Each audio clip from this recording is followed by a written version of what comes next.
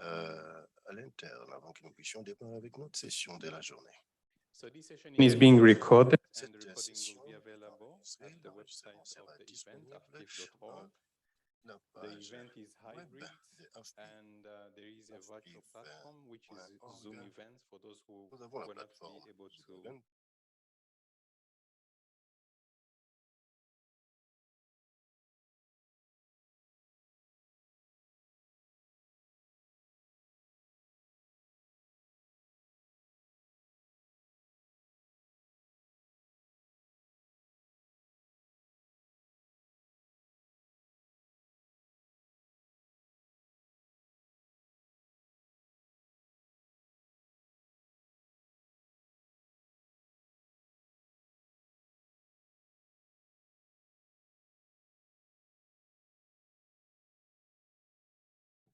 Et je voudrais pour cela saisir cette opportunité de remercier l'équipe technique, surtout tous les ingénieurs d'hier qui ont eu l'air temps préoccupés pour résoudre ces problèmes. Est-ce qu'on peut applaudir pour l'équipe technique qui nous a aidés?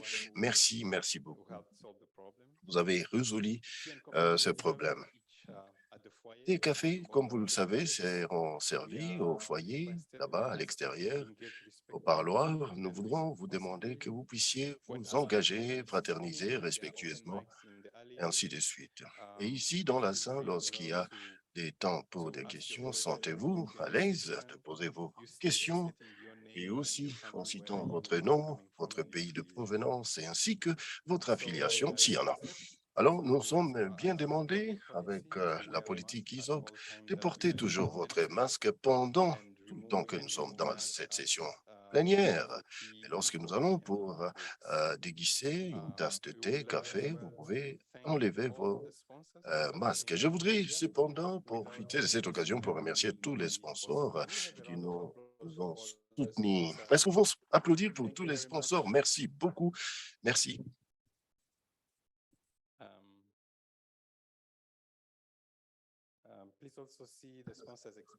Encore une fois, nous avons l'espace de présentation, des exhibitions passées dans auprès de chaque table. Et aussi, nous avons des réunions en bilatérales pour rencontrer d'autres partenaires que vous souhaiterez. Pour l'interprétation, excusez-moi, nous avons des casques qui sont à droite ou à gauche de la salle. Sentez-vous à l'aise pour aller vous procurer de ces casques. Pendant cela, je voudrais encore vous présenter le code de conduite de ISOC. Je pense que soyez familiers par ce code de conduite ou bien les dispositions concernant l'éthique. Pour cette session, c'est une session d'ouverture. Nous sommes très honorés que nous puissions avoir dans la salle quelqu'un, dignitaire, responsable du gouvernement rwandais. Pour cela, nous aurons Michel Opio de AFPIV. PC, nous avons Carl Spencer, qui est coordinateur de AFAX.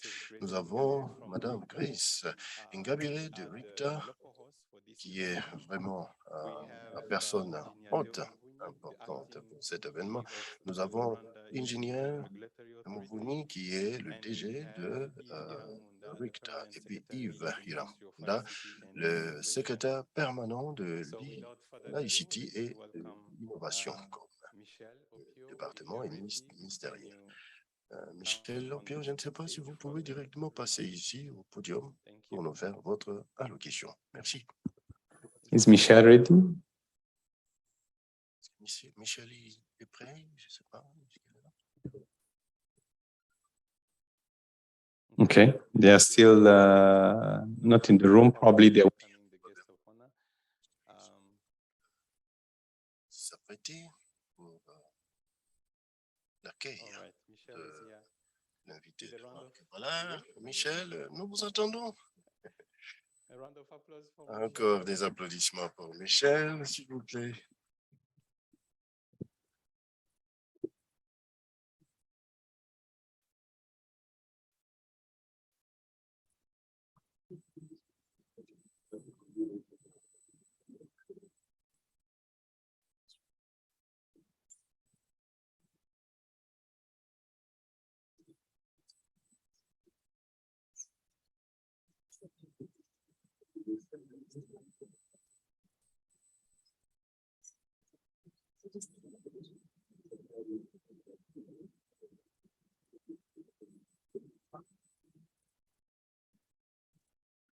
So we'll be waiting.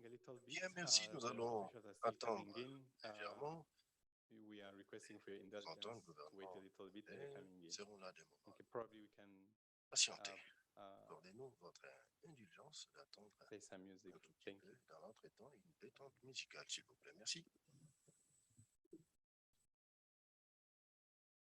Trying to carry on, to keep up, just bleeding, and touching.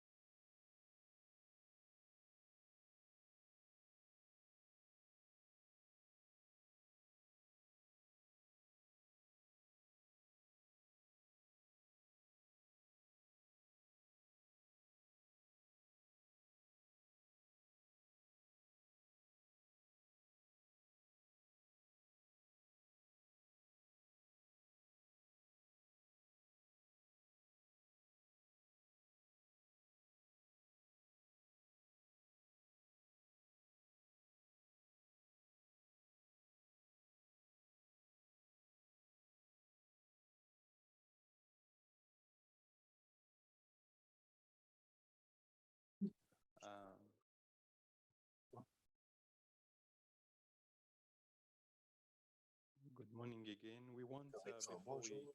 Nous voudrons, avant que nous puissions procéder avec cette cérémonie d'ouverture officielle, je voudrais avec vous reconnaître que certains membres du gouvernement sont présents dans la salle, avec différents gouvernements, différents pays sont dans la salle. Encore une fois, je vous souhaiterais vous présenter un accueil chaleureux ici à Kigali aujourd'hui. Cher secrétaire permanent, et distingués délégués, encore une fois, soyez présents, soyez le bienvenu à AFPIF 2022 ici à Kigali.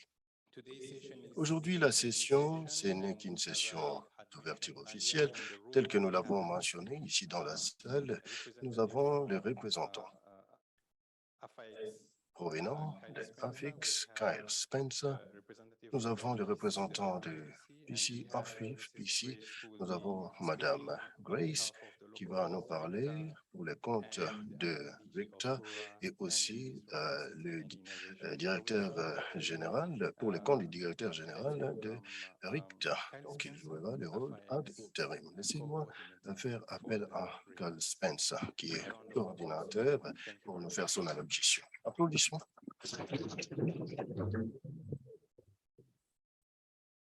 Thanks, Gila. Bien, merci. Encore une fois, bonjour à tous. Tel qu'il a été mentionné, c'est Carl Spencer, c'est mon nom. Et pour les comptes de AFIX Association, je voudrais souhaiter un bienvenue à cet forum africain sur le peering et l'interconnexion 2022. Et ça c'est que nous puissions parler un peu des infrastructures de fourniture d'Internet et aussi différents cadres de politique pour voir comment nous pouvons développer la question des interconnexions. Depuis l'île Maurice, nous avons été une fois là dans la réunion, ça nous a permis de fraterniser avec des collègues et amis. Nous avons eu assez de personnes, assez de participants qui ont exprimé leur volonté de maintenir un peu le cadre des relations en termes d'échanges commerciaux. Alors voilà, finalement, nous sommes de retour. Pour cela, je voudrais très sincèrement remercier différentes personnes qui vont faire en sorte que cet événement se réalise. Et avec les organisations, AFPIF, et autour de cette organisation, il y a toute une constellation de membres. Et nous avons besoin de renforcer les capacités au niveau du continent. Nous voulons aussi remercier nos sponsors. Et nous l'avons dit, on ne pouvait même pas être ici sans votre appui. Et bien sûr, nous avons aussi besoin de remercier Ricta, qui est l'autorité ou l'Office rwandais de la technologie de l'information. Merci pour avoir accepté d'abriter cet événement ici à Kigali et aussi pendant nos parcours, nous avons reçu votre appui. Nous voudrais aussi remercier le ministère rwandais de la technologie de l'information et de l'innovation pour leur appui. Je comprends, le ministère y était vraiment impliqué. Ils ont tout fait pour faciliter cet événement.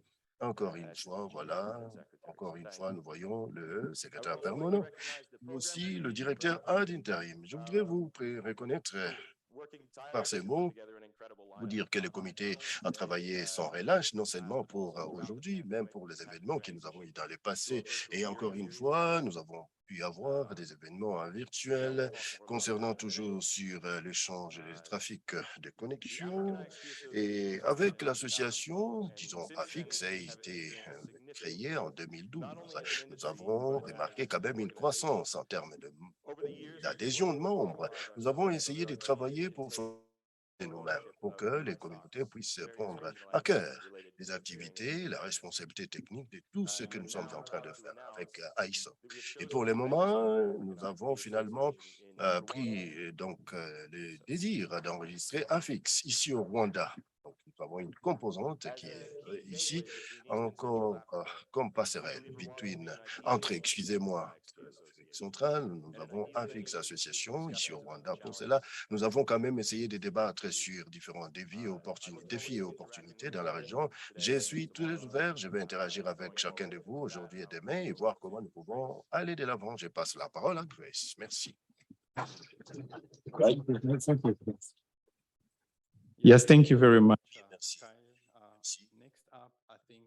Charles, le programme va aussi répondre. Le programme qui est responsable du programme de toute la journée, Michel, va parler pour le compte du chargé. A round of applause for Encore Michelle. une fois, applaudissements pour Michel.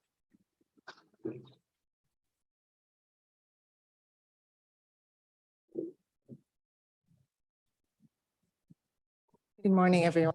Bonjour à tous.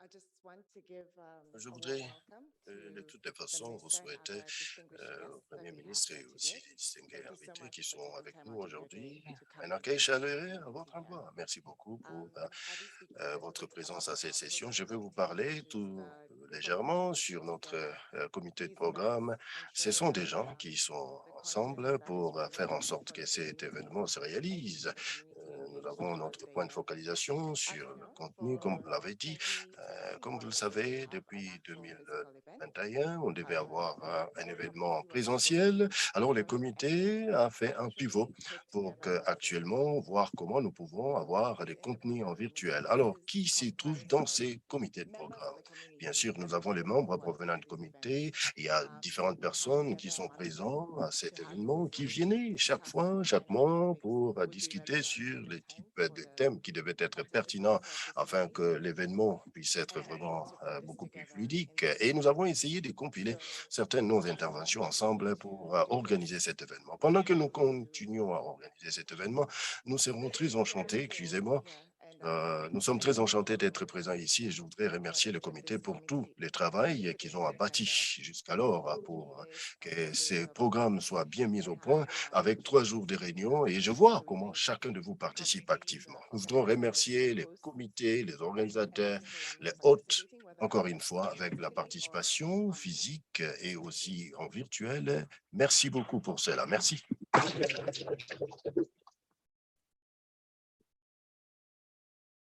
Thank you very much. Et merci, Michel. So this event will Voilà, not cet be, événement ne peut possible pas without avoir locals. lieu So the d'être Rwanda possible Internet Community sans and Technology l'hôte Alliance, represented by local, Grace, donc is the la local host of communauté AFRIC, technologique and du basé Grace Rwanda will qui est give you représentée her par remarks. Grace. Welcome, Grace. Et Grace, vous allez nous faire votre allocution, s'il vous plaît.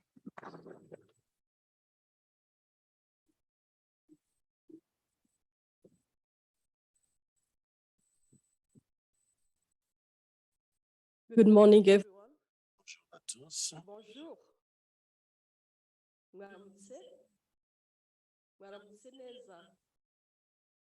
Okay. I would like to take this opportunity Je voudrais saisir cette opportunité, tout d'abord, remercier le secrétaire permanent pour sa disponibilité.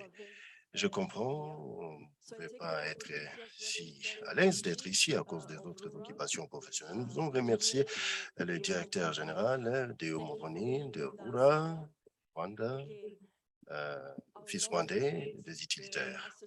Alors, nous avons aussi l'association XPIS au Rwanda et puis AMS IXP. Merci beaucoup pour avoir accepté d'être ici présent et ainsi l'Internet Society, tous les participants qui sont présents et ceux qui nous suivent en ligne. Merci beaucoup pour avoir accepté d'être ici, présents, connectés à nous. C'est un grand plaisir, mesdames et messieurs, que nous puissions vous exprimer notre sens d'accueil à ces pays de 1000 collines. C'est Forum africain sur le peering et l'interconnexion, édition 2022. C'est votre événement. Nous sommes très contents d'être ici après 2 ans que nous avons essayé d'ajourner cet événement à cause de la recrudescence de la pandémie COVID-19.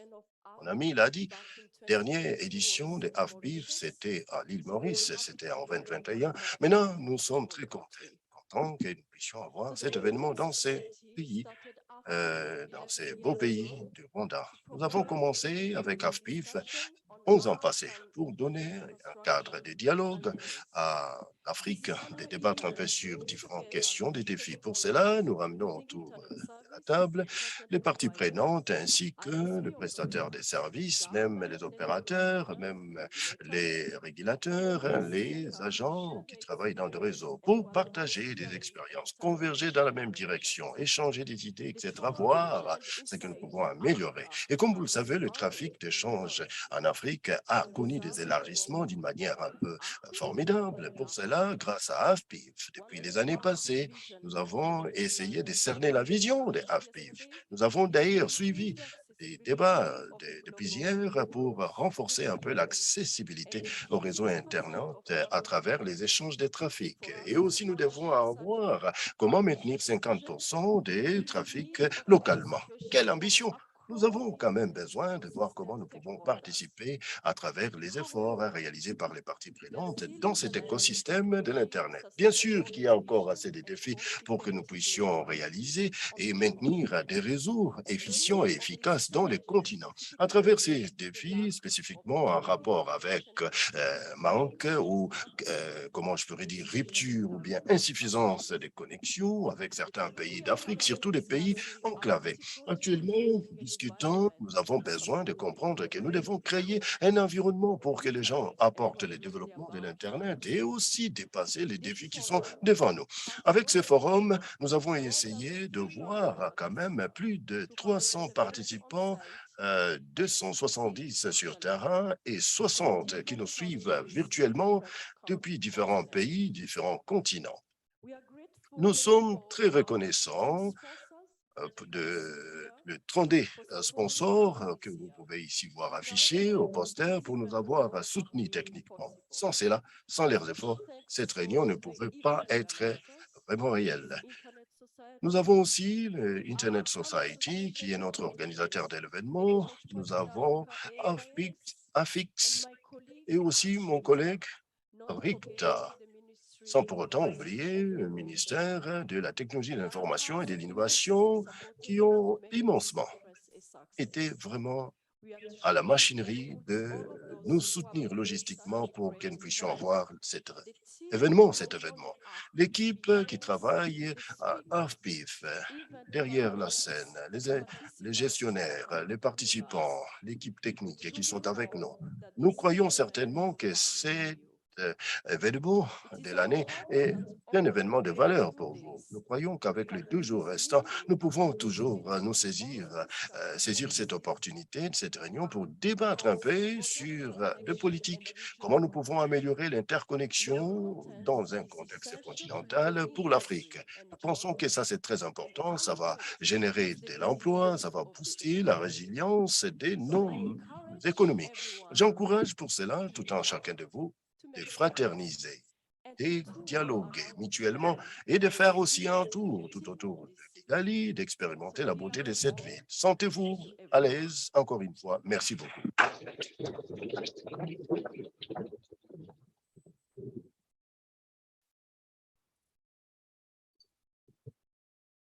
Thank you, Grace. Thank you for your Merci, Grace. Merci pour votre discours.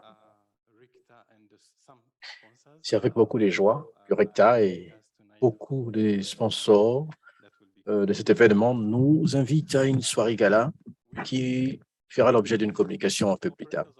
Alors, nous, en tant qu'opérateurs de réseau, nous avons des partenaires très importants et nous avons l'appui du gouvernement. C'est pourquoi dans la salle, nous avons l'ingénieur par intérim des RURA, qui est donc l'entité régulatrice. Distingué ingénieur, vous avez la parole sous vos applaudissements.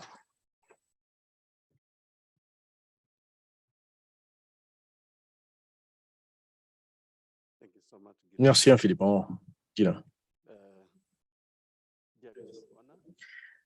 Distingué invité d'honneur, distingué représentant du ministère des TIC et d'innovation au Rwanda, distingué PDG, directeur généraux, distingués délégués, mesdames et messieurs, bonjour. Veuillez me permettre d'abord d'exprimer mon appréciation à l'endroit de l'Association africaine des points d'échange Internet, AFIX, aussi bien que la société Internet, ISOC, pour avoir organisé cette conférence si importante. Je profite également de l'occasion pour remercier Ricta, le comité local, pour l'organisation de cet événement au Rwanda. Distingués délégués, le Rwanda, malgré qu'il est pays enclavé, était donc obligé d'utiliser des liens satellitaires aux fins des services Internet qui ont limité la pénétration de la couverture Internet eu égard au coût trop élevé. Alors, par voie d'atténuation, le gouvernement du Ghana a donc investi dans le secteur des TIC et aujourd'hui, nous sommes connectés à travers plusieurs entrées, à travers des câbles sous-marins en Tanzanie et au Kenya. L'utilisation donc d'Internet a augmenté au niveau du trafic national et international. Au Rwanda, la capacité de bande passante a donc été multipliée par 3. Par exemple, le premier quart en 2020 jusqu'à le quart 1 en 2022, de 63 Gbps à 165 Gbps. En termes donc de l'efficacité de gestion donc de la maintenance, la mise en place donc des points d'échange Internet au niveau national, régional et national est devenue donc une obligation pour maintenir le trafic dans les maisons, aussi bien que dans la région.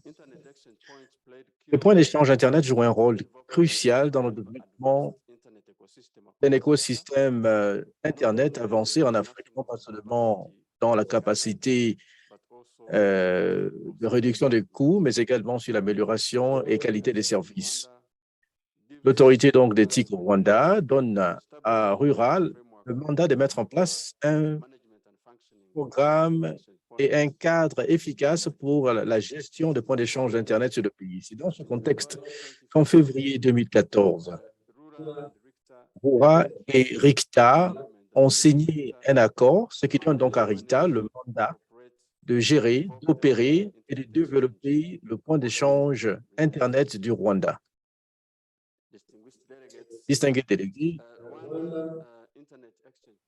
le point d'échange Internet du Rwanda, RINEX, est donc un point d'interconnexion qui fournit donc aux ISP aussi bien qu'aux fournisseurs de services. Jusqu'alors, nous avons 14 data centers, fournisseurs de services Internet sont connectés à RICNET. RICTA et RIRA ont donc entrepris un programme qui vise à moderniser l'infrastructure de points d'échange Internet avec un intérêt particulier, notamment faciliter l'accès aux points d'échange Internet et de permettre donc une bonne utilisation de la bande passante, autoriser l'utilisation donc et l'hébergement du contenu local et en quatrième lieu, attirer donc les créateurs de contenu pour héberger leurs serveurs au Rwanda et promouvoir l'accès à la fibre. Nous avons également noté un impact positif quant à l'introduction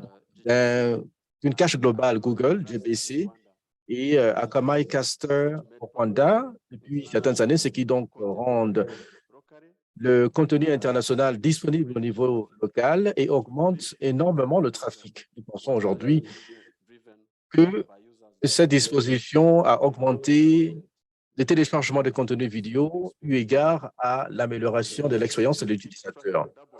Cela a donc vu le trafic doubler en espace de 2 ans, de 2020 à 2022.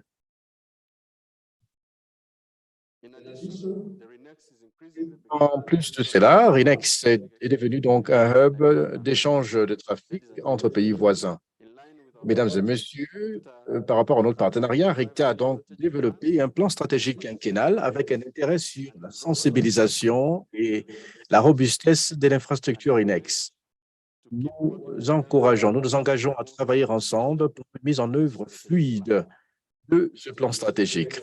Distingués délégués, mesdames et messieurs, avant de conclure, j'aimerais mettre en exergue que les réseaux de distribution de contenu et les data centers continuent à être un véritable défi qu'il faudrait adresser en termes d'utilisation d'Internet, surtout en attirant des investisseurs et les développeurs des centres de données. Je saisis l'opportunité pour vous remercier à tous, les délégués, les partenaires, pour le travail abattu quant à la construction de points d'échange Internet en Afrique, mais aussi j'aimerais rétablier, n'est-ce pas, l'engagement de Rura pour travailler avec RICTA, aussi bien que les autres initiatives régionales continentales pour renforcer l'infrastructure digitale, le peering, l'interconnexion en particulier. Encore une fois, merci, distingués organisateurs de cet événement très important. Merci également pour votre attention. Que Dieu vous bénisse.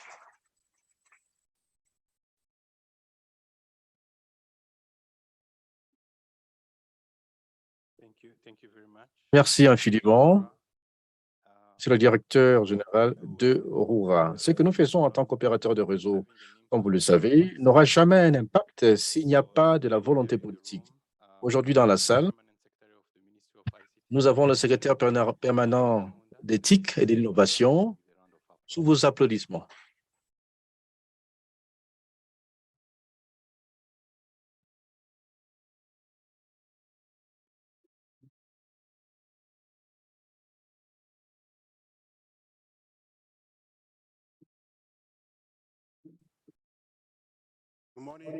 Bonjour, distingué directeur général de Rura, distingué PDG, distingué représentant de plusieurs gouvernements dans la salle au cours de cette conférence, ou bien des partenaires, distingués sponsors pour cette conférence TAFPIP. Bonjour encore une fois et je vous souhaite la bienvenue au Rwanda pour cet événement. J'ai le plaisir d'être présent avec vous et comme vous avez entendu le discours de Grace, aussi bien que le directeur général, ceci constitue donc une conversation très importante. Lorsque nous réfléchissons sur les différents besoins en termes d'infrastructures sur le continent, je pense qu'il en va des partenaires comme vous de discuter et de voir ce que nous pouvons faire ensemble afin que nos services soient beaucoup plus accessibles et pertinents par rapport aux communautés auxquelles nous servons, surtout quand il s'agit donc de la mise en place des infrastructures nécessaires pour réaliser l'Internet. Alors, à l'endroit du ministère du TIC et d'innovation, j'aimerais donc partager ce message du ministre qui malheureusement est empêché. La présence aurait été donc très pertinente, mais également à l'endroit des partenaires. J'aimerais parler donc des efforts que nous avons au niveau du Rwanda et dans la région par rapport aux infrastructures. Qu'est-ce que nous pouvons faire, par exemple, pour augmenter l'accès et la connectivité pour le peuple?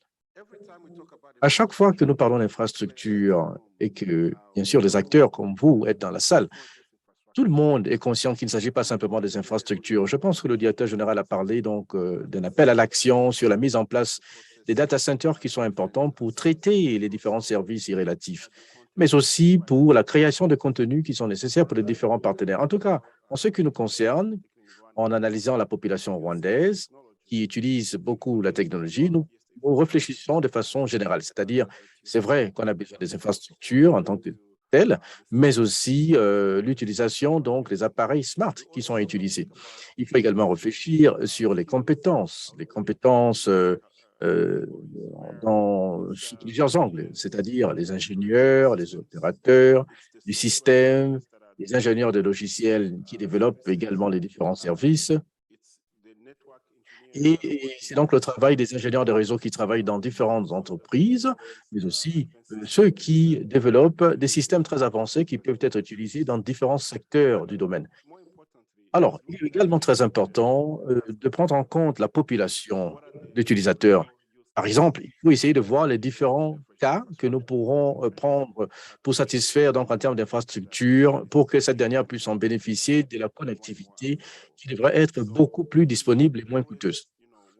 Alors, nous voulons toujours, n'est-ce pas, parler donc de la question d'alphabétisation digitale, car sans cela, nos peuples ne peuvent pas être autonomisés pour en profiter ou encore pour profiter de cette technologie et des services que nous fournissons. C'est la raison pour laquelle, en discutant en termes d'infrastructures, il faudrait que nous réfléchissions également des différentes initiatives et efforts qui nécessitent nos efforts, notre présence pour s'assurer que ces infrastructures soient mises en place au niveau national ou régional, mais également pour permettre à nos peuples d'en tirer profit. Ce faisant,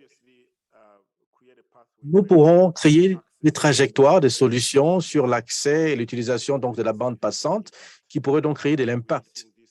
On peut le constater dans différents secteurs de l'économie, que ce soit dans l'éducation, la santé, l'agriculture, et différents domaines, même dans des applications qui tournent autour de l'environnement, la conservation, le changement climatique et son atténuation, et si bien que le rôle de la technologie. C'est pourquoi il faudrait que nous créions des possibilités pour permettre donc aux utilisateurs finaux d'être prêts pendant que nous investissons énormément dans ces infrastructures pour que ces derniers puissent en tirer profit.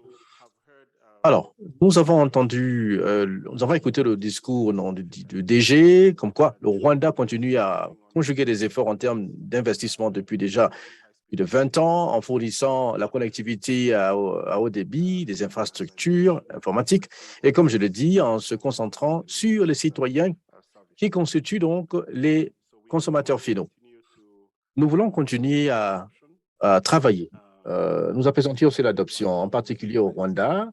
Nous sommes en train de réexaminer la politique sur la bande passante et en tant que ministre d'éthique et de l'innovation, nous voulons nous assurer de créer davantage d'opportunités par rapport aux acteurs qui sont dans le domaine en retirant ou en brisant toutes sortes de barrières qui empêchent le progrès dont nous parlons, l'adoption également dont nous parlons en termes de pénétration de la fibre ou de la bande passante. On veut augmenter la demande, mais également l'offre, n'est-ce pas, de la connectivité. Et comme je l'ai dit, en réglant le problème des besoins sur les téléphones mobiles, etc. Alors, au niveau régional et global, nous avons compris qu'en termes des limites sur les fossés infrastructurels, donc la conférence que nous tenons depuis hier, espérons-le, pourra donc générer des approches novatrices, des idées pour combler ces fossés dans la région. Comme Grace l'a dit, on va donc discuter sur le paysage politique, essayer de comprendre comment est-ce que les gouvernements peuvent mieux accompagner les projets régionaux qui sont en cours. Nous espérons tirer, n'est-ce pas, des leçons très importantes au cours des discussions. Et puis, il ne sera possible que ce soit le secteur privé, le gouvernement, ou bien les autres partenaires qui font partie donc de cet événement, de pouvoir retourner respectivement chez nous avec des possibilités d'investissement et le progrès à l'avenir. Mesdames et messieurs, je voudrais conclure encore une fois en vous invitant pour davantage de partenariats.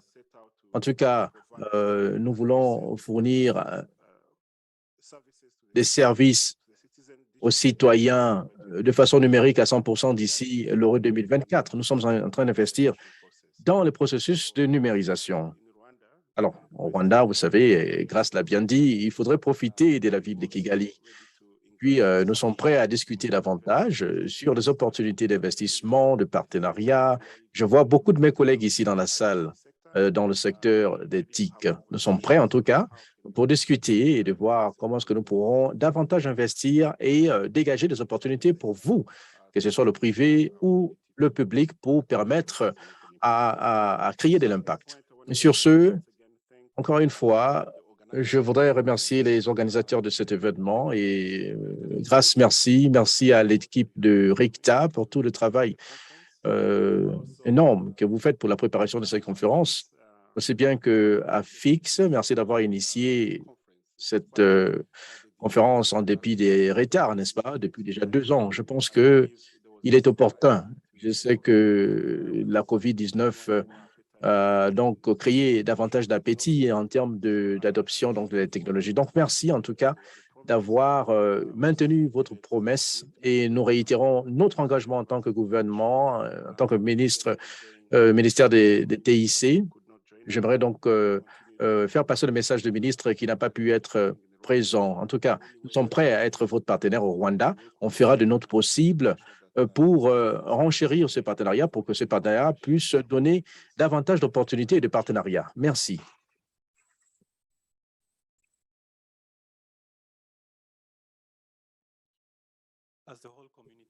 En tout cas, toute la communauté également voudrait vous remercier en retour et bien sûr exprimer la gratitude, surtout le ministre qui est derrière cet événement. Alors, nous allons passer à la deuxième section de cette session. Voilà, on voudrait donc appeler les responsables. Fiergas, si vos applaudissements.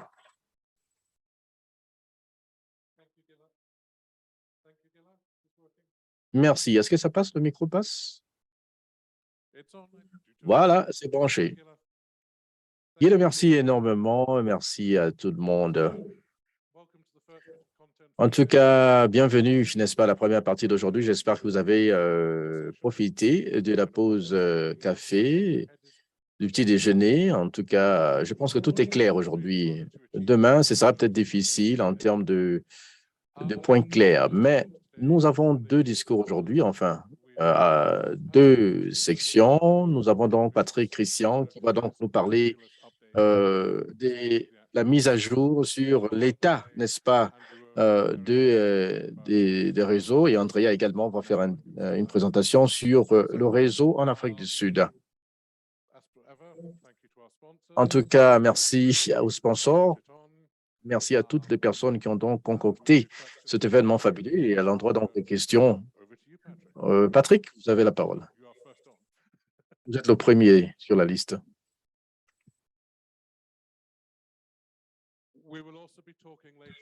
Nous allons également parler un peu sur le data center.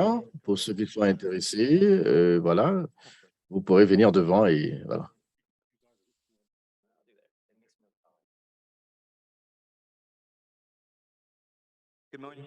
Bonjour, je suis Patrick Christian de Téléogéographie. Merci infiniment, merci de m'avoir invité à cet événement pour, n'est-ce pas, faire ma présentation. On va commencer. Alors, on va parler donc de l'image générale, l'état un peu des tendances de réseau en Afrique. Ce que je veux faire, c'est que les données ici viennent donc de certains rapports que nous avons. Donc, le premier, c'était donc le Happy Backbone. Ce sont donc des données toutes fraîches qui n'ont pas encore été diffusées. Donc, c'est très spécial pour l'AFPIP. Voilà, on va commencer.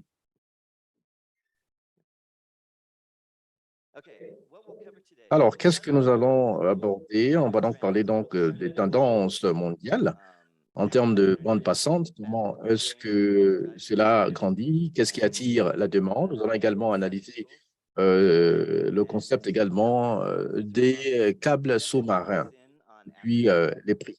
Ensuite, on va se focaliser sur l'Afrique, tendance en Afrique. On va donc parler donc de la croissance donc, des routes interrégionales, intra-africaines. On va parler également du contenu des câbles sous-marins.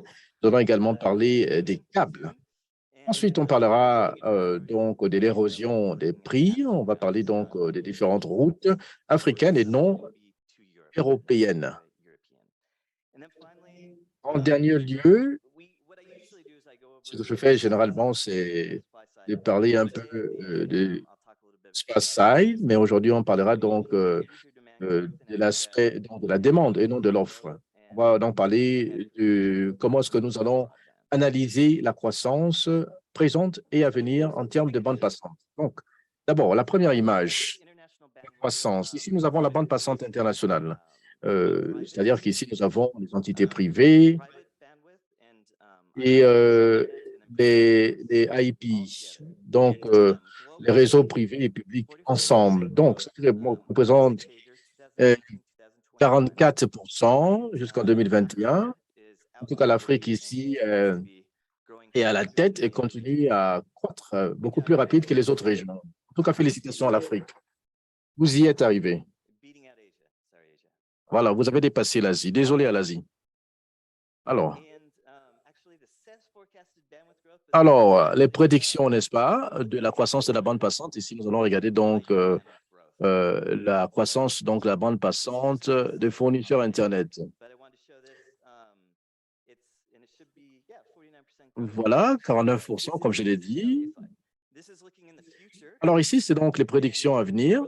Donc, ce que nous voyons, par exemple, c'est jusqu'à 2028, 2021-2028. Et nous espérons donc avoir davantage de croissance jusqu'à 50%. Et ici, nous avons donc la tendance internationale. Ici, c'est donc un sous-ensemble du total de la bande passante internationale.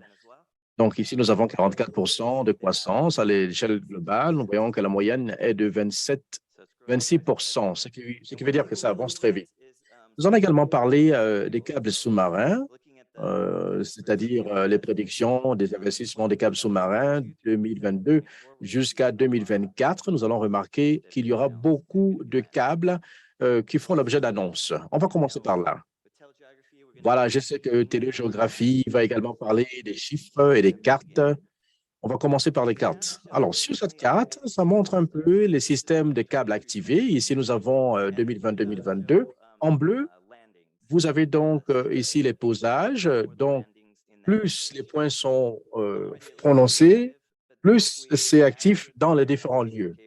Et ici, nous avons donc les câbles récents qui sont beaucoup plus gros selon la carte. Alors, de façon spécifique, vous voyez donc qu'il y a beaucoup d'activités au niveau du Moyen-Orient, n'est-ce pas?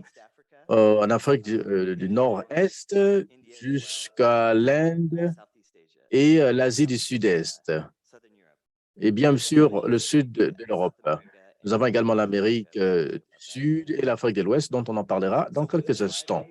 Alors, qu'est-ce qui motive un peu le posage de ces câbles sous-marins, comme vous le savez déjà? C'est le contenu. Le contenu des fournisseurs de contenu qui veulent s'élancer dans les infrastructures.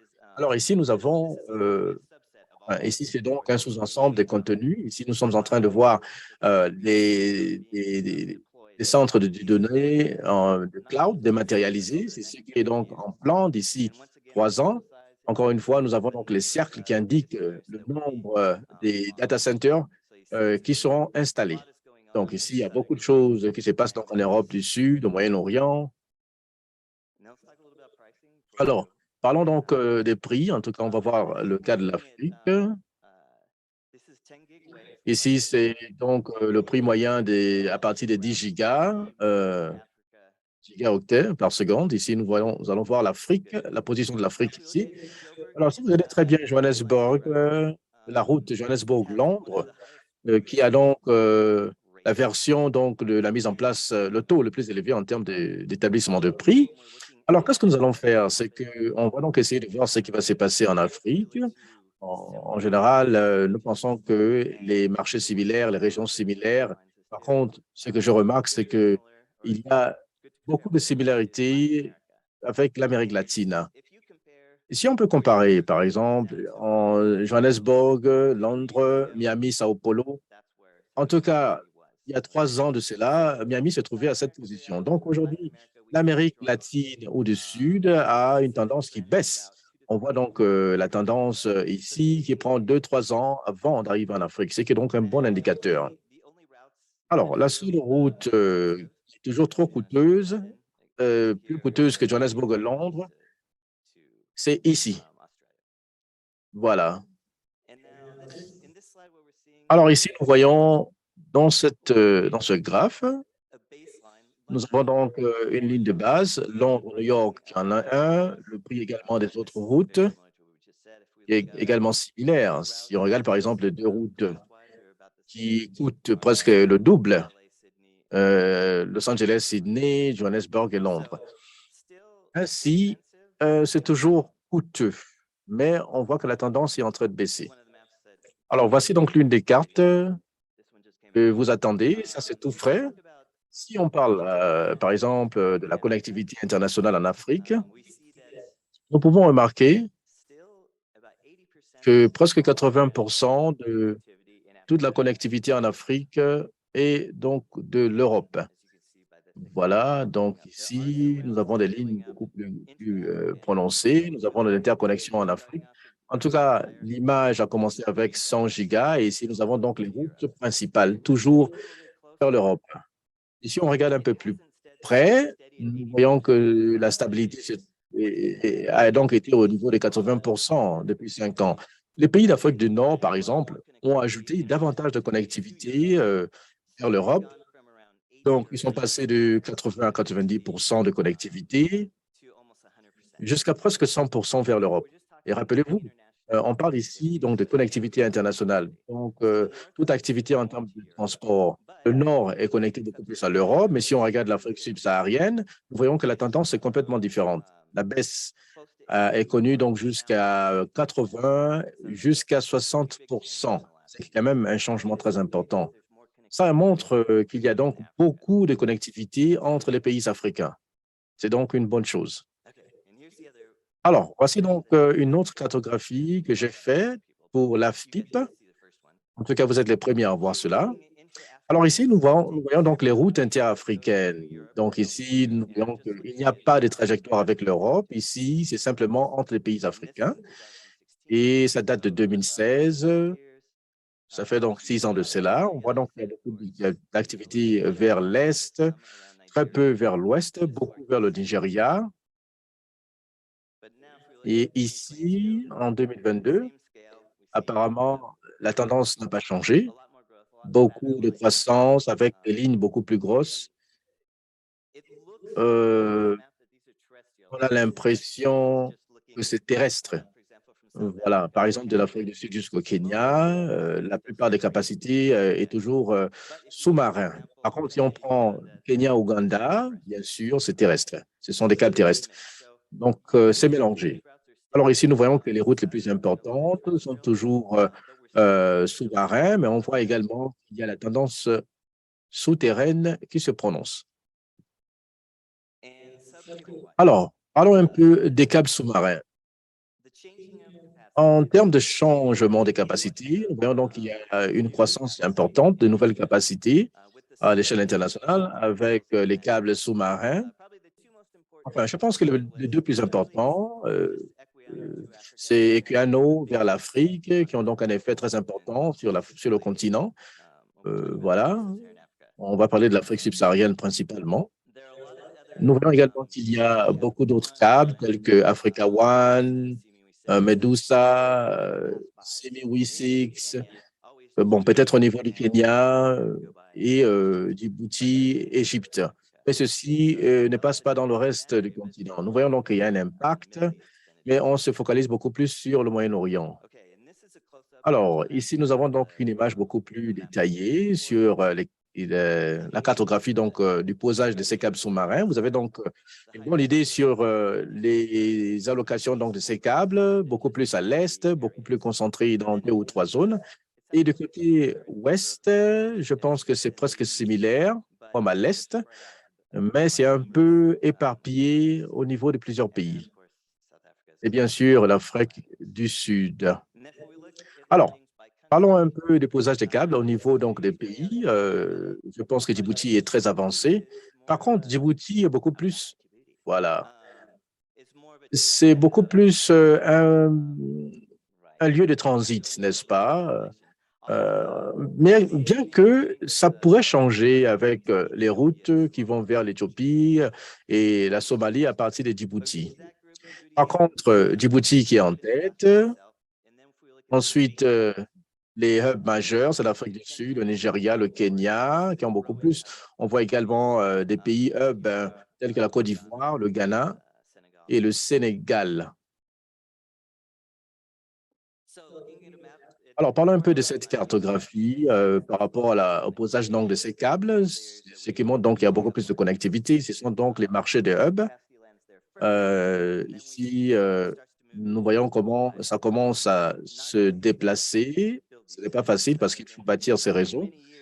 Cela prend beaucoup d'années. Aujourd'hui, nous voyons qu'il y a beaucoup d'activités sur le continent.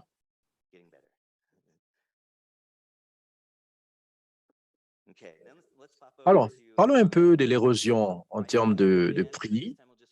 Et cette fois-ci, on va se focaliser principalement sur l'Afrique.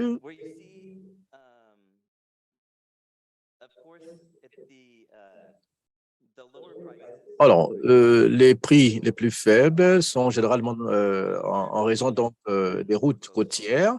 En tout cas, en Europe, c'est côtier. Par exemple, Johannesburg-Londres, qui sont donc la route principale, Lagos-Londres. Mais lorsqu'on va donc au niveau des zones enclavées, nous voyons que le prix augmente. Vous voyez, par exemple, la route la plus coûteuse, comme Kampala, Mombasa. Vous voyez donc, il y a beaucoup de coûts additionnels. Et tout récemment, je pense que depuis quelques années, nous voyons que c'est toujours du côté de l'Est qui constitue donc la route la moins coûteuse. Voilà, et on parle ici des ondes de bande passante de 10 gigas Et donc, du côté de l'Ouest, nous voyons que les prix ont chuté. Aujourd'hui, les prix baissent au Nigeria, les prix restent toujours élevés à partir donc de l'Égypte et de Djibouti.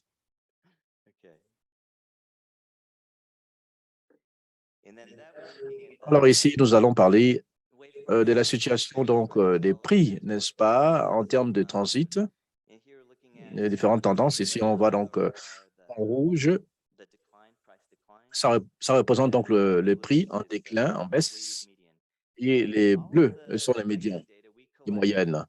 Alors, par rapport au prix que nous avons collecté de beaucoup d'entre vous qui ont participé à donc, ce sondage, nous avons donc donné la médiane principale à partir donc du champ que nous avons donné. Nous avons donc essayé de retrouver la médiane qui est un peu moyenne. Nous avons également réalisé que quand les gens ont regardé, beaucoup de gens ont dit que c'était beaucoup moins cher. Mais en fait, ce sont les fournisseurs de contenu qui achètent le plus grand volume, avec, n'est-ce pas, différents besoins. Par exemple, un contrat annuel avec un ISP. Alors, donc, dans la carte, nous voyons donc que le prix a baissé dans les principaux hubs, Johannesburg, Nairobi, Lagos. Voilà, c'est toujours trop rapide, mais ce n'est pas comme avant. Je pense que plus ça dure, les prix aussi baissent. Nous voyons également qu'à Accra, les prix ont baissé. Ensuite, à Tanzanie, Dar es Salaam, on voit qu'il n'y a pas de baisse aussi rapide que les autres. Vous pourrez m'en dire pourquoi, peut-être plus tard. Alors, restons dans les prix. Parlons un peu de la connectivité, IPT. Ici, nous avons donc les modèles donc, des ports et puis des pipelines avec l'Europe. Ici, nous voyons finalement que les prix donc, des transits IP au niveau local diminuent, n'est-ce pas, que les ports. Donc, dans certains marchés,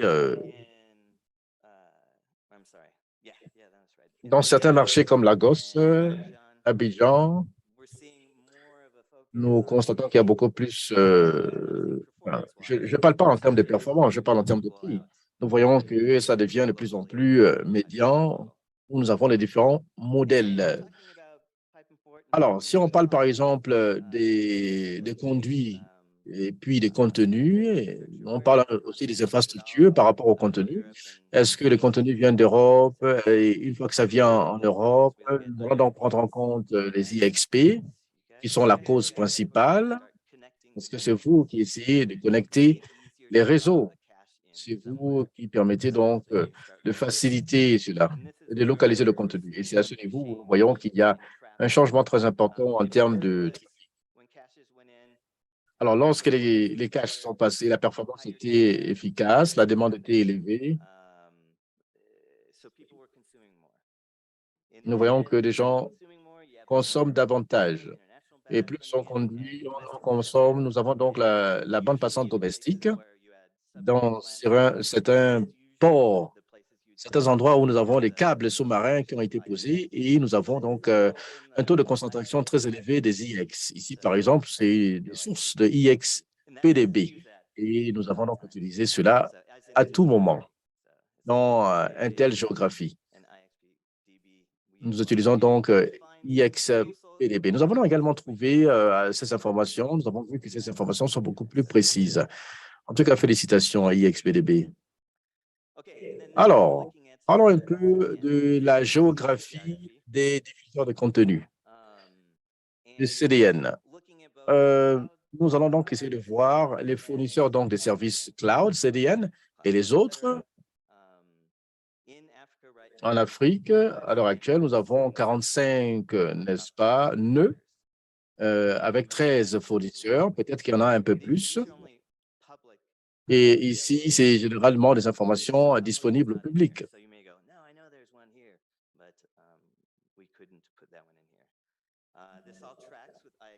Alors, nous avons également les IXP. Il y a des liens avec des IXP, principalement comme vous le savez, à cause de hubs primaires et secondaires. Alors, une fois que vous avez des caches, vous avez donc la mise en place des POP et ensuite nous avons des centres de données en cloud, etc. En ce moment, il y a plus de 90 centres de données présents et à venir en Afrique subsaharienne avec 3 marchés principaux. Je sais qu'il y a beaucoup de discussions sur la neutralité, n'est-ce pas, des services de transport, mais ici, j'ai mélangé tout le monde. Peut-être que plus tard, on pourra diviser cela en catégories, des régions et différents types de data centers. Mais en ce moment, je pense que nous les avons tous compilés, ce qui est représenté par des cercles plus gros. Alors, parlons un peu donc des centres de données. Il y en a 20 qui ont été lancés entre 2021 et 2022 en Afrique, comme vous le savez. Alors, nous avons également les nouveaux IX, n'est-ce pas, qui rentrent en contact avec ces centres de données. Alors, encore une fois que vous voyez que votre data center est absent, vous pouvez me contacter. Parlons un peu de l'aspect de la demande. En général, je ne fais pas ce genre de présentation ici, mais bon. Alors, parlons un peu de la croissance potentielle sur la demande des utilisateurs finaux. Nous voyons par exemple la transition vers la génération mobile. Nous voyons donc les capacités qui augmentent. Ici, on voit par exemple qu'avant, il y avait 10 millions au Nigeria. Nous pouvons également le constater sur la demande donc, de la bande passante. De la 3G jusqu'à la 4. Internet est beaucoup plus amélioré. Il y a beaucoup plus de demandes. Et la transition, mais aussi les abonnements donc, des bandes passantes fixes qui utilisent davantage de capacité. Il y en a très peu, mais si on parle par exemple de la croissance lente de la bande passante, faible croissante, mais des données très importantes et la capacité est beaucoup plus augmentée. Dans cette image, nous voyons par exemple les utilisateurs de mobiles qui représentent donc 80%, n'est-ce pas, de la demande globale. Ici, nous avons donc la bande passante fixe qui est représentée par 60% de capacité. Alors, 1% qui est quand même une différence très importante par rapport à la bande passante fixe. En Afrique, nous voyons qu'il y a beaucoup d'activités en la matière par rapport à la demande de la fibre.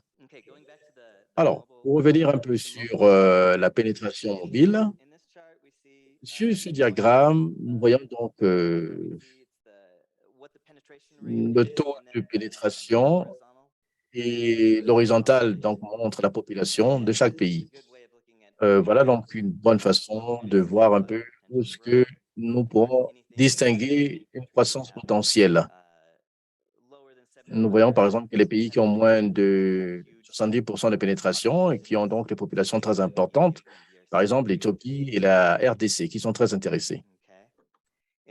Alors, si on va en catégorie pour voir un peu les différents types de générations, 2G, 3G, 4G, si c'est 4G, pas trop de 5G, nous pouvons voir différents pays avec les différentes tendances, RDC, Éthiopie, plus de 50% pour la 2G, on vient de commencer avec la 4G avec beaucoup plus de potentiel. Alors, le Kenya, Nigeria, je pense que c'est divisé de façon un peu paire avec la 4G. Et si on parle par exemple du déploiement de la 4G, c'est-à-dire qu'ici, entre 2015 et 2021, en 4 ans, nous constatons donc la croissance. Et si on regarde 2019-2021, DRC, Burkina Faso et Mali, ensuite, nous voyons qu'il y a une croissance importante au niveau des abonnements. Alors, même disposition sur ce graphique. Par contre, ici, nous regardons par exemple la pénétration, n'est-ce pas, de la bande passante fixe par population. En réalité, en Afrique, c'est toujours beaucoup plus petit que cela. Voilà. Il y a beaucoup de mouvements de part et d'autre. Encore une fois, les pays ici montrent, nous avons le Nigeria, suivi de l'Éthiopie et de la RDC. Alors, Ici, ça montre un peu la croissance, n'est-ce pas? L'Éthiopie, une croissance très importante avec un nombre très important, suivi du Kenya. L'Afrique du Sud a également un chiffre très important. Le Nigeria, par contre, n'a pas un chiffre aussi important. Alors, parlons un peu du marché, n'est-ce pas, des utilisateurs finaux. Voici donc certains pays qui sont sortis du lot. On peut donc comparer le Sénégal à la Côte d'Ivoire, le Sénégal qui a lancé la 4G et la bande passante rapide, beaucoup plus rapidement que la Côte d'Ivoire. La Côte d'Ivoire qui a une meilleure pénétration que le Sénégal, mais avec une population très importante, comparée au Sénégal, bien sûr. Voilà. Ensuite, nous avons le Kenya et le Nigeria. Le Kenya a donc déployé la 4G de façon plus rapide. Le Nigeria va plus vite que le Kenya maintenant. Alors, RDC Éthiopie, qui vient de commencer donc le déploiement de la 4G, comme on l'a vu, sur la bande passante fixe. Ensuite, le Mali et le Burkina Faso, qui vient de commencer le déploiement de la 4G. Nous voyons qu'il n'y a pas assez de croissance. Alors, très rapidement, on va parler un tout petit peu de ce à quoi il faut s'attendre sur les nouveaux systèmes de câbles sous-marins. Alors, j'ai donc essayé de revenir en arrière pour parler un peu sur à quoi il faut s'attendre au niveau des Guayano, Traffica, pour essayer de voir ce qui se passe donc en Afrique en 2009, 2010, du côté de l'Est, vers 2012 dans la zone de l'Ouest, lorsqu'il y a eu des posages de câbles. Nous pouvons donc y voir la capacité, croissance très importante au niveau international, un an après le posage. Ensuite, ça a connu une baisse. Par contre, il est très intéressant de voir, de constater que on a l'impression que ça passe d'abord par les côtes, mais par contre, nous voyons qu'il y a la croissance dans les zones enclavées. Nous voyons également que le chiffre qui est en croissance, mais cela ne représente que la fraction de la capacité des entrées dans les zones côtières. Donc, en moyenne, on a parlé également des pays enclavés, des pays côtiers qui ont presque 5 fois plus de capacité que les zones enclavées en Afrique. Alors, nous voyons également un boost en termes de capacité et c'est donc une chose à noter. Et nous remarquons également qu'il y a une augmentation sur la taille des routes de trafic. Nous voyons par exemple à travers les câbles sous-marins, le déclin en termes de prix, je pense que c'est très difficile parce que lorsqu'on revient 10 ans avant, nous voyons qu'il n'y avait que STM1, mais aujourd'hui, c'est difficile de comparer cela avec les 10 gigas ou les 100 gigas qui sont en vente. Par contre, on remarque qu'il y a également une stabilité quelque part, mais le déclin est beaucoup plus sur la réalité de la compétitivité en Afrique. Vous savez, quand vous avez plus de fournisseurs, plus de capacités, le prix baisse. Ce n'est pas simplement pour ajouter de la capacité, mais il faut avoir plusieurs fournisseurs.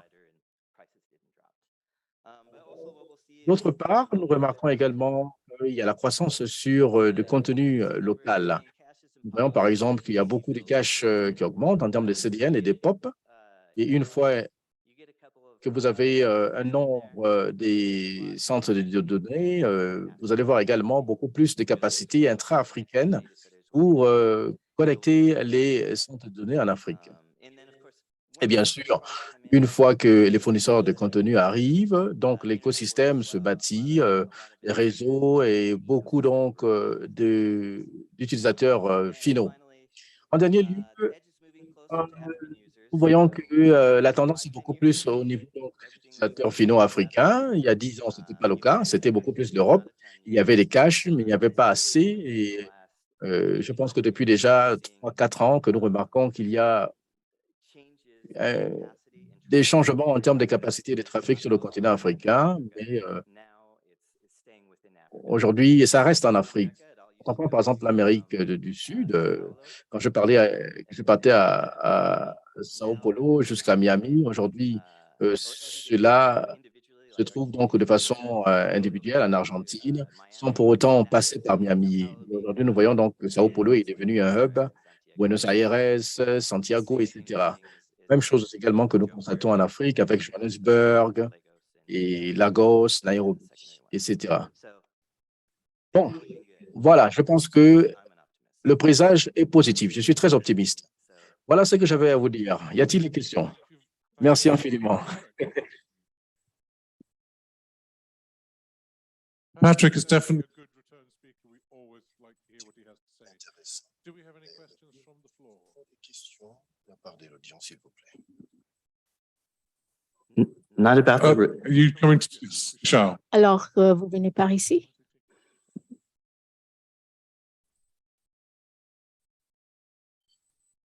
Yes. you're on. Thank you. Oui, à vous la parole. My name is. Je m'appelle Nishal. Alors, je vous adresse quelques questions. Merci beaucoup. C'était très intéressant. Je suis très contente que vous soyez là et vous continuez à nous fournir des infos très intéressantes. Alors, quelques questions. Pourquoi avez-vous montré un taux très faible de croissance pour les pays latinos? C'est 20% plus faible que ce qui se passe ici en Afrique. Et donc, normalement, pour nos routeurs, il y a un retard de 2 ou 3 ans ici. Je vous crois, mais j'aimerais connaître la raison. J'ai compris qu'il y avait eu quelques politiques négatives. Est-ce que c'est ça la raison ou bien il y aurait d'autres raisons pour cela? Encore. C'est un facteur régional et je ne connais pas très bien cette région-là. Cependant, il s'agit de quelques facteurs régionaux et puis les tendances du trafic connaissaient un changement à l'époque et en même temps, je pense qu'il y avait beaucoup plus de peering. Et puis, il y avait eu une hausse de localisation du contenu, donc on a dû retarder un peu. Mais en même temps, il y a eu une petite croissance. On ne connaît pas vraiment ce qui s'est passé, mais eux-mêmes, ils n'avaient pas tellement d'explications. Mais je pense qu'en tant que région, je pense que l'on devrait faire quelques traçages, mais il y avait beaucoup plus de pays en Afrique qui connaissaient la même sort, mais on ne peut pas utiliser ça comme raison. J'ai causé ce matin avec quelqu'un et l'une de votre diapos nous a montré que dans certains pays, le prix du transit de ISP a baissé, a connu une baisse. Donc, je me suis posé la question de savoir quelles seraient les raisons et je me demande si ceci veut dire que nos départements des finances nous comprennent maintenant, ils comprennent nos actions, mais j'aimerais savoir quelles sont les raisons pour ces phénomènes. Donc, il y a quelques baisses de prix, mais je pense qu'il s'agit du contenu local qui connaît un essor. Il y a la qualité du IPT qui s'augmente et qui s'améliore, non seulement en ce qui concerne la qualité, mais aussi le prix. J'aimerais demander à ceux qui posent les questions de tâcher d'être bref, puisque nous connaissons un retard. Michuki Mwangi de Internet Society, j'ai un commentaire sur le Inter-African Route. Serait-il possible d'utiliser une différente couleur pour faire une cartographie plus appropriée pour les câbles sous-marins, pour nous aider à tracer le taux de croissance la prochaine fois? Oui, je le ferai dans l'avenir, mais en ce moment, il s'agit d'un taux vraiment petit parce que cette information qui nous arrive directement des ISP, j'aimerais dire qu'il ne leur serait pas facile de localiser ce qui se passe. Mais oui, je vais essayer de faire ce que vous voulez, mais en ce moment, la différence est vraiment petite. En deuxième lieu, la réduction de la baisse des prix entre Mombasa et Kampala, je pense qu'il y a une comparaison entre les prix, mais Nairobi serait plus abordable que Mombasa au moment où les câbles arrivent à Mombasa? Quelle serait la raison? La baisse, vous voulez dire la baisse ou l'érosion? Apparemment, il est moins cher à Nairobi qu'à Mombasa. Quelle est la raison pour cette baisse de prix? Quelle serait la raison pour cette baisse? Normalement, le prix de Kampala est le même que celui de Mombasa. Alors, je pense que je devrais encore consulter l'image. Mais Nairobi est moins cher que Mombasa. Normalement, c'est ça le cas, sauf quand il y a des conditions spécifiques. Mais c'est sur la diapo. Je vais devoir consulter les images ou bien parler avec l'équipe chargée des prix. Je vais arrêter cette séance, sauf pour les trois qui sont debout. D'accord, c'est lui au milieu. Salut, je m'appelle Cédric de Afronix.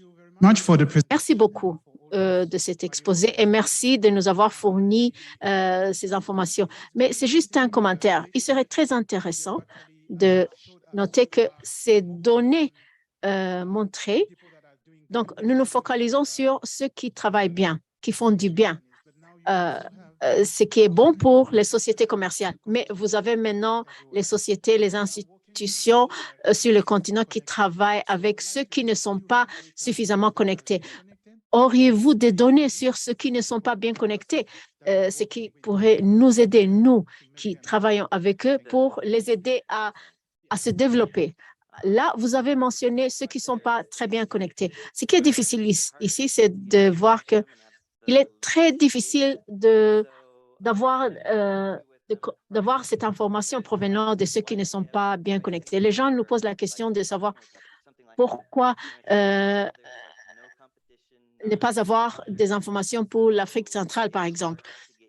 Peut-être il n'y a pas suffisamment de fournisseurs, donc il n'est pas difficile d'avoir ces données. Ceci dit, nous avons certaines données et nous pouvons nous focaliser sur ces lieux, mais malheureusement, je suis allée au-delà du temps m'alloué, mais peut-être nous allons essayer de le faire pour la prochaine fois. Nous aimerions travailler avec vous, vous contacter pour aider dans ce processus. Oui, parfait. S'il y a quelqu'un qui veut me donner des données, qui veut me contacter, vous êtes les bienvenus. Merci, PMDB. Merci beaucoup. C'était un très bon exposé, une très bonne présentation. IXPDB, pour aider ICDN. Est-ce que vous pouvez utiliser PeeringDB? Oui, nous avons utilisé les deux. Nous utilisons les deux systèmes. Mais il est plus facile d'utiliser le export pour avoir les données, mais on utilise les deux. Nous devrions parler de CDM.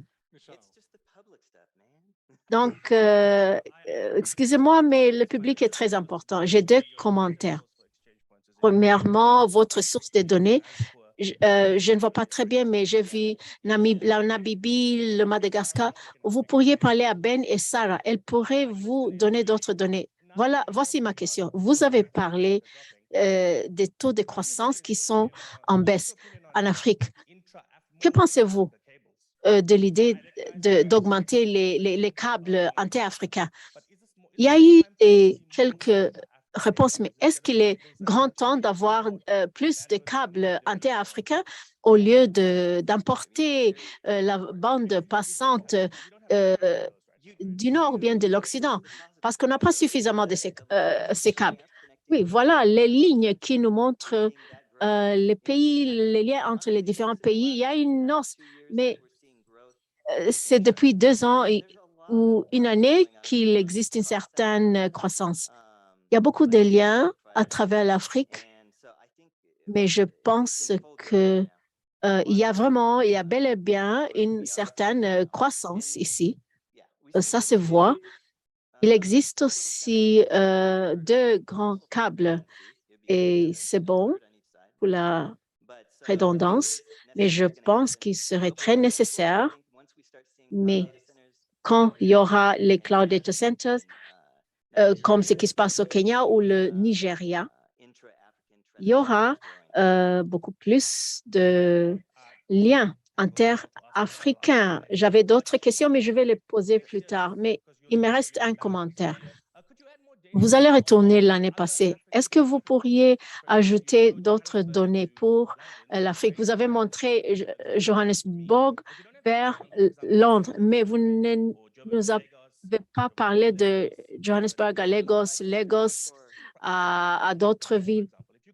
Comme la fixation des prix, les tendances des prix, par exemple, et ça pourrait nous être utile. Oui, nous avons ces données, mais j'ai présenté les données les plus importantes, les plus attirantes. Mais vous avez raison. Oui, nous aimerions promouvoir les activités interafricaines. Sinon, merci beaucoup. De rien. Très bien, c'est très bon, c'est très bon. C'était un très bon contenu. Merci beaucoup, Patrick. Applaudissez pour lui, s'il vous plaît. Next up is Andrew Owens. Nous aurons maintenant Andrew de Terracom. Il va nous parler de la promotion de certaines tendances en Afrique. Veuillez m'excuser. Patrick apparemment n'est pas aussi. Apparemment, je suis trop courte, trop petit. Je suis très contente de vous avoir rencontré puisque je sais que vous avez vu mon écran. Je suis venue ici il y a 2 ans, je me rappelle, en 2012, j'étais à Johannesburg. J'ai toujours mon T-shirt, mais apparemment, mon T-shirt ne me va plus. J'ai pris du poids. Maintenant, en 2012, il y avait un événement. Nous, en tant que Sud-Africains, on a beaucoup appris. On venait d'apprendre et on a vraiment aimé le fait de rencontrer les gens. On a beaucoup appris. On était en train de lutter pour avoir dans certains domaines, mais en ce moment, je vais essayer d'être un peu rapide. Je vais vous donner une petite histoire. Je vais vous montrer notre parcours. Je vais vous montrer ce qui se passe en Afrique du Sud. Je vais sauter un peu pour parler de IC en Afrique du Sud et ce qui est important. Les événements qui ont eu lieu, ce qui nous a mis sur le bon chemin pour parvenir à ce que nous avons pu accomplir. La première chose en Afrique pour l'interconnectivité, c'est en 1996. À l'époque, on avait en Afrique du Sud la monopolie, mais c'était la réalité. ISP a été fondé pour lutter contre ces monopolies. Ce qui est intéressant, c'est qu'à l'époque, c'était la première ISP qui venait d'être fondée en Afrique du Sud. En 1997, CETRA a défini l'Internet comme étant un domaine de la compétition, ce qui veut dire que la monopolie allait souffrir. Depuis 2000, on a eu la bande passante, mais on dépendait toujours de wireless à l'époque. Et puis, à partir de 2005, c'est en 2005 que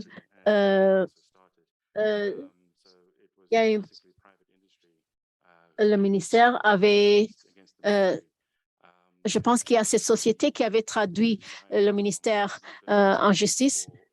Et puis, il y a eu ce qui a influé sur, c'était le Altec case,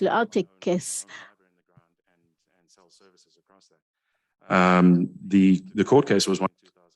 Je pense que c'était en 2008 et en ce moment, je pense que c'est là où Terracom a été lancé. Et j'aime dire aux gens que ce sont ces événements qui ont aidé Terracom. D'un coup, il y a eu une explosion de nouveaux ISP, de nouveaux opérateurs, d'autres opérateurs sur le marché. et nos activités ont connu un essor. En 2012, NAP Africa a été lancé. C'est une ISP et c'est basé à Johannesburg et Durban. Et puis après ceci, les câbles ont été posés l'une après l'autre. Et puis de là, comme vous voyez, si vous connaissez ce qui se passe, je pense que nous allons partager avec vous les diapos. On a eu 4G, 5G à travers le pays. Et maintenant, parlons de la première réunion. On a pu apprendre, on a beaucoup appris. Il y avait beaucoup de facilités à l'époque chez nous. On avait lancé des facilités et nous nous focalisions sur le marché sud-africain à l'époque. Mais on a eu des partenaires d'autres communautés et puis on a vu que l'écosystème ne concernait que l'Afrique du Sud. Et comme les autres viennent de mentionner, on avait dit que la localisation, on a déjà parlé de la localisation. Il s'agit d'un écosystème. On avait lancé des écosystèmes et on a lancé des ISP. Donc, on a voyagé, on a parlé aux gens à travers le monde. Et puis, à l'époque, nous nous présentions comme des Africains qui essayaient d'apprendre. Et je me rappelle, j'étais arrivée aux États-Unis, quelqu'un m'a demandé, vous venez d'où? Et j'ai dit, je viens de Cape Town. Et puis, on m'a dit, ah, c'est l'Australie. Donc, quelques mois après, j'étais en Europe, je me trouvais en Europe et j'ai dû me présenter aux gens et j'ai dit à l'audience, qui connaît l'Afrique? Et tout le monde a levé la main. Et puis, j'ai dit, ah, c'est bon, il n'y a pas d'Américains ici dans l'audience. Mais maintenant, nous avons des investisseurs américains. Je ne pourrais plus raconter cette blague. Je me rappelle parmi les premières réunions où nous avons participé à Dublin. On nous a demandé de parler de ce qui se passait en Afrique du Sud à cette époque. Et je me rappelle les conversations qui avaient lieu concernaient les centaines de gigabits avec les ISP, avec les terabits. Et on m'a posé la question de savoir combien était le trafic. Le trafic s'élevait à combien de... J'ai dit 3. Ah, c'est bon, c'est super pour l'Afrique. Et puis, je dis, ah non, c'est pas tellement ça. Donc, il y a eu des changements. Les gens connaissent l'Afrique. Il y a eu des changements. Et en ce moment, beaucoup de choses se passent en Afrique du Sud. Cependant, et on dit ceci, je ne veux pas que les gens pensent que c'est typique pour pouvoir réaliser quelque chose au sein d'AFPIF. Maintenant, j'ai quelques chiffres pour vous. C'est différent de ce que Patrick vous a montré. Mais comme vous voyez, ça date de l'année 2020. Et la raison, ce n'était pas la pandémie, mais on a eu des lockdowns. Pas tellement la pandémie, mais c'était les lockdowns. Mais en Afrique, comme vous avez vu avec l'autre exposé, il y avait une croissance de 47% en partant de... Donc, parlant de l'Afrique du Sud, ce n'était pas seulement la pandémie, mais d'après ce que nous voyons, donc, il y a toujours un petit avantage dans tous les grands problèmes, mais il y avait le gouvernement en Afrique du Sud, il y a eu un changement, les régulateurs ont commencé à comprendre l'importance de l'Internet, on devait travailler et donc les gens ont compris qu'il fallait faciliter ces activités pour permettre aux gens d'avoir l'accès à l'Internet. Donc, ceci dit, pendant le lockdown en Afrique du Sud, on a été autorisé de construire les centres de données et les opérateurs pour le fibre ont été permis de renforcer le fibre optique. Ce n'était pas comme ça qu'on voulait que ça se passe, mais c'était une collaboration entre le gouvernement et les industries privées parce que cette compréhension d'un a eu lieu. Donc, il était très important d'avoir accès à l'Internet, sinon l'économie allait souffrir. Donc, c'était ça ce qui s'est passé en Afrique du Sud. C'était le point de vue sud-africain, cette compréhension de la nécessité de ce que nous faisons. Et ceci dit, vous voyez ce qui se passe, l'infrastructure physique, l'Afrique continue d'avoir une économie mobile. Nous avons connu l'innovation, mais ce qui se passe, c'est la réalité à travers le continent. Il existe d'autres marchés plus ouverts, mais maintenant, je vous montre en 2022, 47 millions d'utilisateurs en Afrique du Sud ont eu l'accès à l'Internet à travers un mécanisme mobile. Et ça vous montre ce qui se passe. Malgré l'essor de fibre optique, chez nous, ce n'est pas vraiment arrivé à ce taux-là chez nous. Donc, mais il y a une croissance. Ici, là, il n'y a pas eu cet effet de la pandémie. Il y a eu un essor en ce qui concerne le fibre optique à la maison, dans les foyers, parce que les gens commencent à travailler à domicile. Beaucoup plus de gens travaillent à domicile. Les gens comprennent que l'Internet a un impact très fort sur les économies. En plus de cela,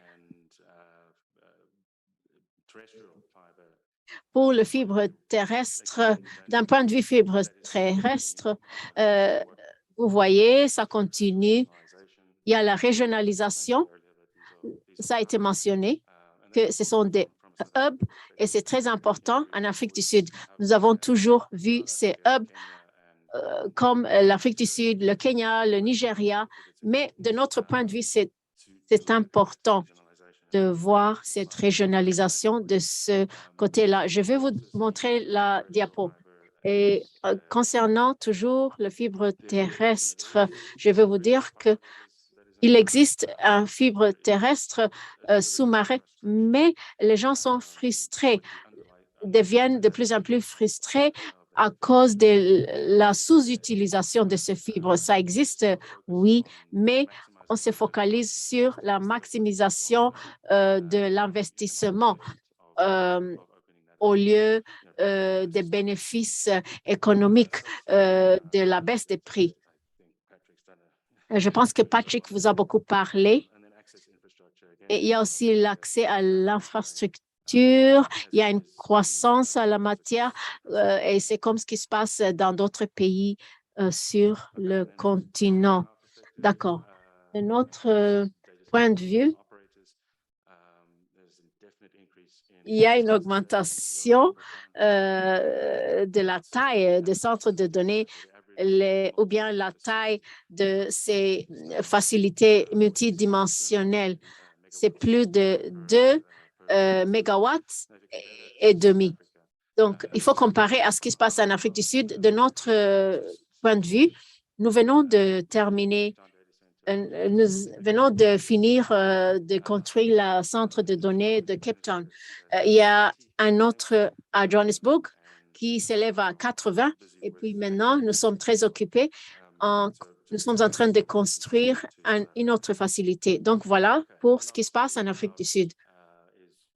Et puis, le cloud computing, il y a un lien avec la croissance des centres de données. Il y a un lien fort, comme vous voyez. Voilà ce qui se passe à travers le continent en ce qui concerne le cloud computing. Donc, voilà un centre de câbles en 1879 avec lequel il y avait un lien avec l'Europe. Donc, oui, c'est vrai. Voici, là, ce sont des vaches. Donc, l'investissement, vous voyez ce qui se passe. Maintenant, nous avons des centres de données plus développés. On a vu cette carte. Cette carte n'est pas aussi développée que celle montrée auparavant. Mais si vous regardez cette carte et vous êtes en Afrique du Sud, vous aurez un accès direct à 15 pays avoisinants, ce qui nous amène à cette considération de la régionalisation du contenu. C'est juste quelques images que je voulais vous montrer.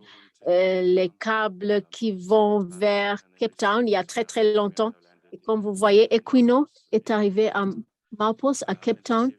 Et c'est pour vous montrer, là, il s'agit de 2 câbles qui avaient une capacité de 515 mégabits. Il faut comparer avec l'autre, là, de 144 terabits par seconde. Voilà. Le cloud, ça fait partie de cet écosystème. Quand nous avons commencé, on n'a pas pensé de cloud comme faisant partie de l'écosystème parce que c'est ce qui s'est passé en Afrique à l'époque. Je me rappelle, j'ai assisté à 2 conférences. Il y avait quelqu'un ayant une affiche disant que le cloud n'était que le laptop de quelqu'un d'autre. Donc maintenant, ce qui pousse ce processus d'un point de vue sud-africain, c'est que pour les infrastructures cloud, pour les investissements, nous prenons toutes ces boîtes et puis ces hubs le rend disponible aux pays avoisinants aussi.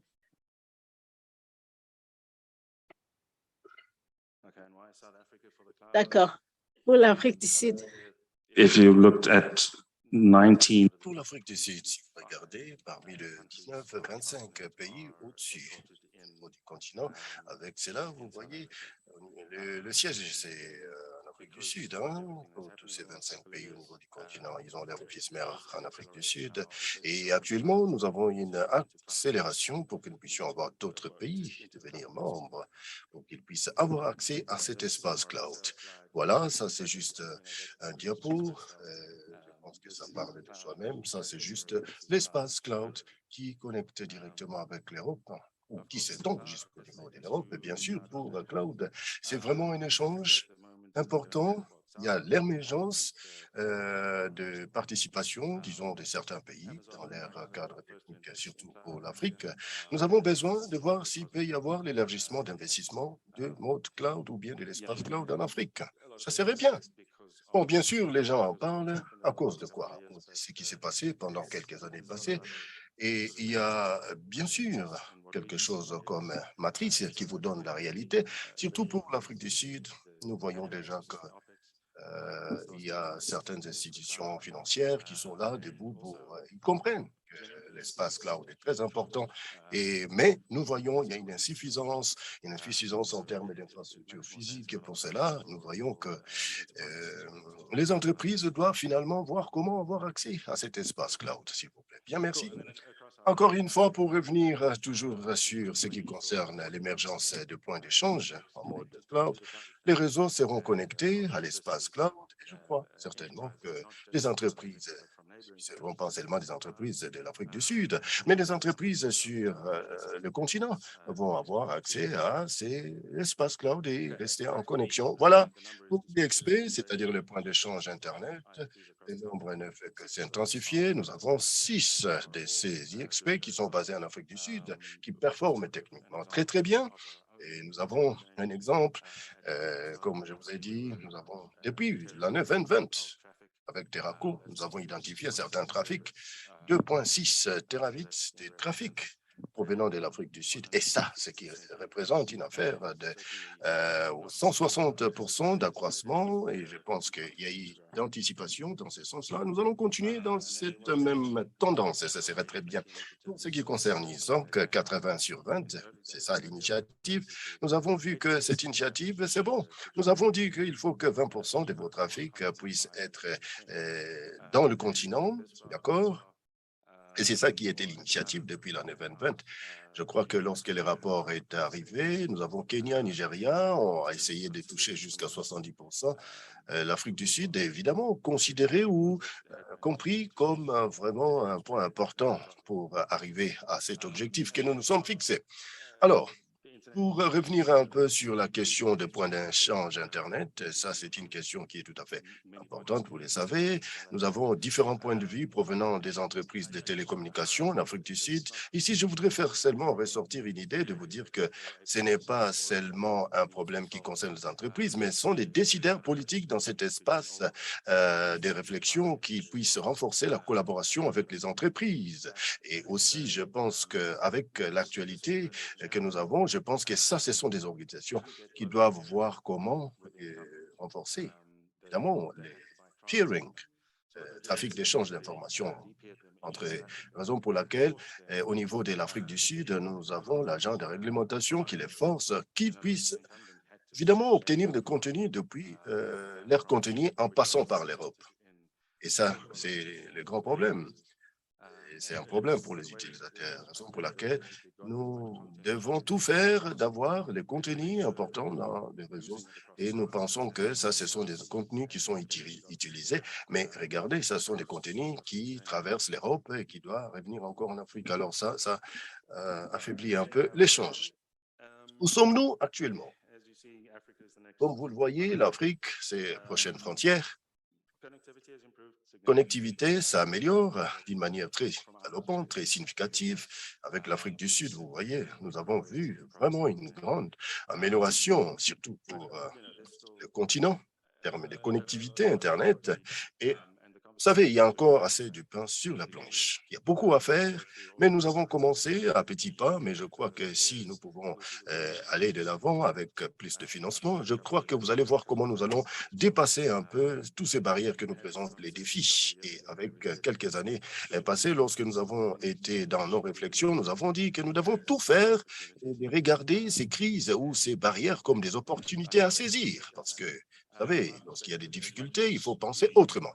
Avec toutes ces difficultés, jusque-là, je peux vous dire que nous sommes en train de bien performer dans certains pays. Le travail est bien fait, nous fixons des problèmes et je crois que nous allons essayer de voir comment nous pouvons servir la plupart des populations. Je voudrais aussi ajouter vous dire que les défis sont des opportunités à saisir.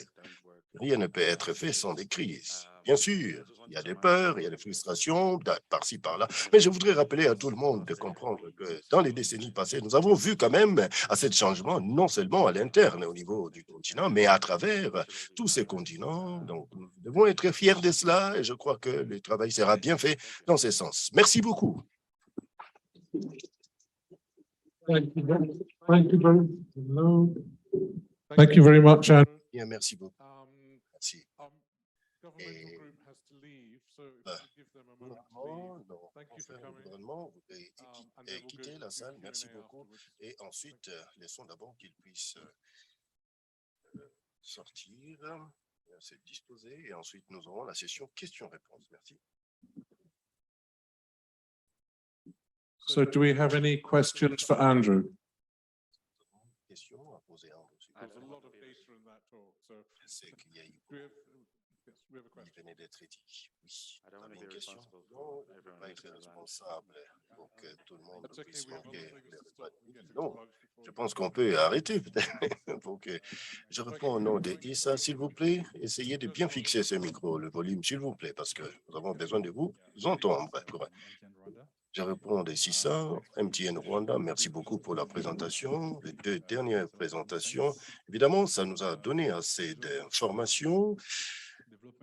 Pour ce qui concerne le cadre de développement pour maintenir le trafic d'échange dans un cadre local, il y avait certains éléments qui sautaient, qui traversaient mon esprit concernant la facilitation de mouvement. Vous savez, actuellement, nous avons beaucoup d'abonnés sur la plateforme de la téléphonie portable. Alors, pour ce qui concerne les données, je vois quand même qu'il y a un problème en ce qui concerne le prix. Ça n'a pas été assez dit. Vous voyez, pour nous focaliser un peu dans le sens de l'investissement pour faciliter des abonnés, etc. Par exemple, pour l'Afrique du Sud, nous avons une population très significative. Alors, nous avons besoin d'avoir comment nous pouvons penser, essayer de réfléchir sur l'investissement autour de l'infrastructure, parce que penser aussi à l'itinérance. Ça, c'est un volet important qu'il faudrait penser comment exploiter. Pouvez-vous revenir sur cela? Bon, je ne sais pas, comme je le disais tout au départ, bien sûr, nous sommes presque sur la même position avec vous. Mais comme je le disais tout à l'heure, d'abord, nous avons commencé à petits pas. Nous étions en train de voir comment ouvrir un peu des corridors d'espace au niveau du marché pour que nous puissions nous y retrouver. D'abord, c'était par question de libéraliser. Nous pouvons le faire, bien sûr, en tant qu'organisation privée, mais ça demande quoi? De la collaboration avec des agents de réglementation qui sont sur territoire et avec différents agents de réglementation dans différents pays. Nous sommes presque sur la même position, sur la même fréquence. Il est question d'abord de bien comprendre tout l'écosystème. C'est bien de dire que voilà, il faut dire que les coûts sont tellement élevés, mais il faut penser à tous ces petits volets de choses, des paramètres. Vous comprenez? Comment on peut serrer les vis par-ci, par-là, regarder un peu aux pylônes de retransmission des signaux, regarder l'infrastructure, comment on peut se brancher avec d'autres cadres, d'autres infrastructures au niveau de l'espace transfrontalier. Bon, ce n'est pas vraiment dire, mais il s'agit d'un engagement. Comment nous pouvons renforcer l'écosystème, être sûr et équilibré sur ce que nous voulons apporter comme action. Merci beaucoup. Je vois, il n'y a plus de questions. Andrew, merci. Encore une fois, vous pouvez regagner votre place. So, Voilà, c'est l'heure de déjeuner. Mais avant cela, nous allons faire une photo de groupe. Donc, c'est bon que nous puissions descendre vers le bas. Lorsque vous allez sortir de cette salle, tout droit, allez-y vers la terrasse et je pense que vous serez guidé par les agents de protocole qui pourront vous indiquer l'endroit qui a été désigné pour que nous puissions avoir notre photo de souvenir. Et ensuite, vous irez directement prendre votre ticket, donc pour aller au déjeuner. Encore une fois, revenons au même moment comme hier et encore une fois, n'oubliez pas, nous aurons la session qui commencera.